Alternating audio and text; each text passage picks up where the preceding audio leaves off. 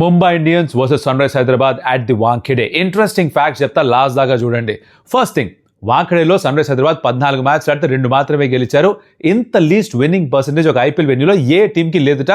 దాన్ని కరెక్ట్ చేసుకునే అద్భుతమైన అవకాశం, ఎందుకంటే ఎస్ఆర్హెచ్ వరుసగా 4 మ్యాచ్లు గెలుచున్నారు.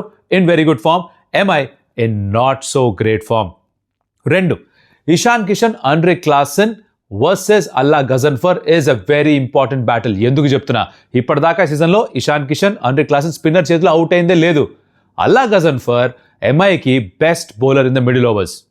పవర్ ప్లే బ్యాటిల్ ఎవరు మంచిన Abhishek Sharma and Travis Head will go head to head against Jasprit Bumrah. ఇది డిసైడ్ చేస్తుంది పవర్ ప్లే బ్యాటిల్ ఎవరిదో. సూర్యకుమార్ యాదవ్ అండ్ తిలక్ వర్మని ఛాలెంజ్ చేసేది ఎవరో తెలుసా? సాకిబ్ హుసేన్ అండ్ శివం కుమార్. ఈ బ్యాటిల్ ఎవరైతే గెలుస్తారో వాళ్లే మ్యాచ్ గెలిచే అవకాశం ఉంది. ఐ థింక్ ఎస్ఆర్ఎస్ ది పై చేయి going into the game, but MI can pull off a surprise. మీరు ఎవరి కోసం రూట్ చేస్తారు?